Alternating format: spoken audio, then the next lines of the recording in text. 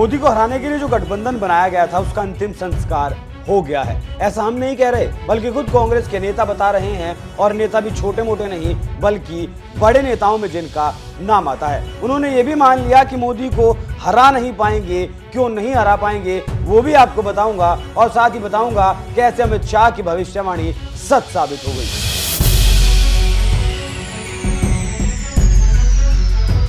नमस्कार, NMF news देख रहे हैं आप। मैं हूं आपके साथ अभिषेक पंडित। एक कहावत बहुत प्रचलित है कि जो बोओगे वही काटोगे। कांग्रेस के साथ भी कुछ वैसा ही चल रहा है। कांग्रेस ने चतुर बनने के चक्कर में खुद ही अपने पैरों पर कुल्हाड़ी मार ली और अपने गठबंधन का अंतिम संस्कार कर लिया। जी हां, सही सुन रहे हैं आप। पहले ताजा मामला सुनिए, उसके बाद आगे की कहानी बताऊंगा। कांग्रेस के एक बड़े नेता हैं, नाम है आचार्य प्रमोद कृष्णम। उनका कहना है अखिलेश यादव ने गठबंधन का क्रियाक्रम कर दिया और अब इसका अंतिम संस्कार अरविंद केजरीवाल कर देंगे। लेकिन कोई अखिलेश यादव से पूछे, जब बीजेपी और कांग्रेस एक हैं तो आप इस गठबंधन में क्या कर रहे हैं, क्यों इसमें रहना चाहते हैं? अखिलेश यादव कंफ्यूज हो गए हैं। अखिलेश यादव ने इंडिया गठबंधन में पलीता लगाने का जो काम किया है उसके लिए उन्हें माफ नहीं किया जाएगा। आचार्य प्रमोद कृष्णम के इस बयान के बाद तो यही समझ में आता है कि कांग्रेस अब मान चुकी है कि अखिलेश यादव गठबंधन से दूर जा चुके हैं, और अब कांग्रेस भी नहीं चाहती कि अखिलेश यादव इस गठबंधन में रहें। आगे प्रमोद कृष्णम ने जो कहा उसे सुनकर गांधी परिवार का सपना टूट सकता है, गांधी परिवार सन्नाटे में आ सकता है और हाहाकार भी गांधी परिवार में मच सकता है, क्योंकि सारी माथापच्ची तो मोदी को हराने के लिए की जा रही है, राहुल गांधी को प्रधानमंत्री बनाने की जा रही है। और प्रमोद कृष्णम कह रहे हैं कि मोदी को हराना मुश्किल है। प्रमोद कृष्णम ने कहा, रीजनल पार्टियों के नेता अगर कांग्रेस के नेतृत्व को स्वीकार कर कांग्रेस के किसी नेता को प्रधानमंत्री पद का प्रत्याशी बनाकर चुनाव लड़ेंगे तो मोदी को हराया जा सकता है, नहीं तो इस देश में मोदी को हराना बहुत मुश्किल है। आचार्य प्रमोद कृष्णम राम मंदिर की चुनावी महत्ता को भी समझते हैं। तभी उन्होंने कहा कि 2024 का जो चुनाव है वो देश का चुनाव है और अयोध्या में राम मंदिर का निर्माण पूरा हो रहा है। 22 जनवरी को उसका उद्घाटन है। साथ ही उन्होंने कल्कि धाम मंदिर के शिलान्यास की भी जानकारी देते हुए बताया कि कल्कि धाम मंदिर का शिलान्यास 19 फरवरी को होने जा रहा है। जब उनसे इस बारे में पूछा गया कि आप कल्कि मंदिर का शिलान्यास कर पीएम मोदी को क्या चुनौती दे रहे हैं, तो उन्होंने कहा कि ये महज एक संयोग है, कोई प्रयोग नहीं है। तो क्या ऐसा मान लिया जाए कि प्रमोद कृष्णम ये मान चुके हैं कि 2024 में मोदी को हराना नामुमकिन है, क्योंकि इस बात में कोई दो राय नहीं है कि अखिलेश यादव गठबंधन का साथ अब छोड़ चुके हैं, क्योंकि अखिलेश कह चुके हैं अगर हमें कांग्रेस के बारे में पता होता तो हम मीटिंग में नहीं जाते, और उनकी पार्टी के नेता भी तमाम मंचों पर इस बात को कह चुके हैं। अगर भविष्य में किसी सूरत में यूपी में लोकसभा के लिए गठबंधन होता भी है तो ड्राइविंग सीट पर समाजवादी पार्टी ही रहेगी। दूसरी तरफ खबर ऐसी भी है कि इस बार अखिलेश यादव इतने भुने बैठे हैं कि वो रायबरेली और अमेठी की सीट पर भी समाजवादी पार्टी का उम्मीदवार उतारने के बारे में सोच रहे हैं। तो जब बात यहाँ तक आ ही पहुंची है तो फिर ये मान लेना गलत नहीं होगा कि गठबंधन से अखिलेश यादव की छुट्टी हो चुकी है। दूसरी तरफ ऐसा भी पहली बार नहीं हुआ है जब प्रमोद कृष्णम ने अपनी ही पार्टी को आईना दिखाया हो। इससे पहले भी वो पार्टी को आईना दिखा चुके हैं और कई बार दिखा चुके हैं। पहले प्रमोद कृष्णम को सुनिए, फिर अमित शाह की भविष्यवाणी भी सुनवाऊंगा। बीजेपी की सरकार को हटाना, लेकिन अफसोस की बात यह है कि नरेंद्र मोदी से विपक्ष इतनी नफरत करता है। मोदी से नफरत करते करते वो ये भूल गया है कि वो भारत से नफरत करने लगा है। मोदी अगर नई संसद का निर्माण करें तो उसका विरोध, धर्म दंड स्थापित करें संसद में शेंगोल के रूप में उसका विरोध, अगर किसी ट्रेन का नाम वंदे भारत रख दें उसका विरोध, नमो भारत रख दें उसका विरोध।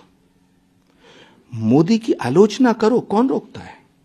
प्रधानमंत्रियों की आलोचना हुई है और होती रहनी चाहिए। लोकतंत्र की खूबसूरती है कि प्रधानमंत्री के फैसलों की आलोचना होनी चाहिए, लेकिन प्रधानमंत्री से नफरत करना ठीक नहीं। नमो भारत का मतलब क्या है कि भारत को नमन, लेकिन नमो भारत का भी विरोध। तो मुझे लगता है कि मोदी से नफरत करता करता विपक्ष इतना कंफ्यूज हो गया है कि वो भारत की संस्कृति, भारत की सभ्यता, सनातन, सबसे नफरत करना शुरू कर दिया आप ये सब आप क्यों कि इंटरनेशनल इश्यूज पर भी हमारी राय अलग अलग है। हमें देश के साथ खड़ा होना चाहिए। जब इंदिरा गांधी जी ने फैसला लिया था पाकिस्तान के 2 टुकड़े करने का, तो घोर विरोधी थे अटल बिहारी वाजपेयी जी। उन्होंने इंदिरा गांधी का समर्थन किया था, दुर्गा कहा था। हम आपस में खूब लड़े, लेकिन जहां सवाल राष्ट्र का हो वहां हमें भारत के साथ खड़ा रहना चाहिए। तो सुना आपने क्या कह रहे हैं आचार्य प्रमोद कृष्णम। वो इससे पहले भी कह चुके हैं कि जब देश की बात होती है तो फिर कोई भी विपक्षी दल हो उसे सत्तारूढ़ दल के साथ, सरकार के साथ, प्रधानमंत्री के साथ खड़ा होना चाहिए। और वो नहीं समझ पा रहे हैं कि कांग्रेस पार्टी आखिरकार प्रधानमंत्री का विरोध क्यों कर रही है। अब आप सुनिए अमित शाह का वो बयान जो उन्होंने 3.5 महीने पहले दिया था और कहा था कि केजरीवाल का जैसे ही काम निकलेगा वो इस गठबंधन को छोड़कर चले जाएंगे। मैं आपको बताना चाहता हूं, ये आप पार्टी का जन्म ही कांग्रेस का विरोध कर हुआ।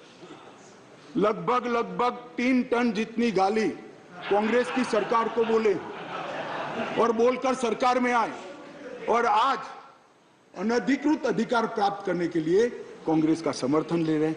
और कांग्रेस वालों को भी ठीक है, चलो हमारा गठबंधन बढ़े। भाई मैं बताना चाहता हूं खड़गे साहब, जैसे ही आज शाम को ये बिल खत्म हुआ, पारित हुआ, केजरीवाल जी पलट जाएंगे, ठेंगा दिखाएंगे और कुछ नहीं होने वाला। तो उनका लक्ष्य हम नहीं है, उनका लक्ष्य हम नहीं है, कांग्रेस पार्टी है। जरा इनका चुनावी इतिहास देखिए, उनका लक्ष्य आप हो, वो आपको नहीं छोड़ेंगे। खैर वो आपको देखना है। ये जो बयान आपने सुना है वो आज का बयान नहीं है, वो करीब 3.5 महीने पुराना है, जब दिल्ली पर बिल पास हुआ था और आज वही काम हो रहा है। केजरीवाल चुपचाप बिना बयानबाजी के विधानसभा के प्रचार में लगे हैं। उनका चुनाव प्रचार में लगना कोई बड़ी बात नहीं है। बड़ी बात यह है कि आम आदमी पार्टी ने दिल्ली को कांग्रेस से छीना, पंजाब को कांग्रेस से छीना था, राजस्थान में चुनाव प्रचार कर रहे हैं, कांग्रेस की यहाँ सरकार है, छत्तीसगढ़ में भी कांग्रेस की सरकार है, वहां भी अरविंद केजरीवाल जोरों शोरों से चुनाव प्रचार में जुटे हैं। तो ऐसा कहा जा सकता है कि आज केजरीवाल के पास जितना भी वोट बैंक है वो सब कांग्रेस से ऊब कर केजरीवाल के पास गया है। जिन 5 राज्यों में विधानसभा के चुनाव चल रहे हैं उन राज्यों में आम आदमी पार्टी सरकार तो नहीं बना सकती, लेकिन वोट कटुआ पार्टी जरूर बन सकती है और यही भूमिका कांग्रेस की हार पर मोहर लगा सकती है। एक और बात, और वो ये कि अगर कांग्रेस ने ये विधानसभा चुनाव नहीं जीता तो वो गठबंधन की ड्राइविंग सीट पर नहीं बैठ पाएंगे, जिस काम के लिए कांग्रेस ने गठबंधन को हाईजैक किया था। तो जो खिचड़ी मौजूदा वक्त में गठबंधन में पक रही है वो इन हालातों में तो पकने वाली नहीं है, क्योंकि बात सिर्फ अखिलेश यादव और केजरीवाल की नहीं है, नीतीश कुमार भी खफा हैं और वो भी ठिकाना ढूंढ रहे हैं। ममता दीदी की दिलचस्पी भी इस गठबंधन से खत्म होती नजर आ रही है। कश्मीर वाले फारूक अब्दुल्ला के भी सुर अब बदलते नजर आ रहे हैं। तो मौजूदा वक्त में जो हालात हैं उसके बाद तो आचार्य प्रमोद कृष्णम का जो बयान है कि मोदी को हराना मुश्किल है वो फिलहाल तक तो सही लग रहा है। और जैसे उन्होंने कहा है कि अखिलेश यादव ने इस गठबंधन का क्रियाक्रम शुरू किया है और केजरीवाल इसका अंतिम संस्कार करेंगे। इन बयानों पर आप क्या राय रखते हैं? अपनी राय हमें कमेंट कर जरूर बताइएगा। नमस्कार।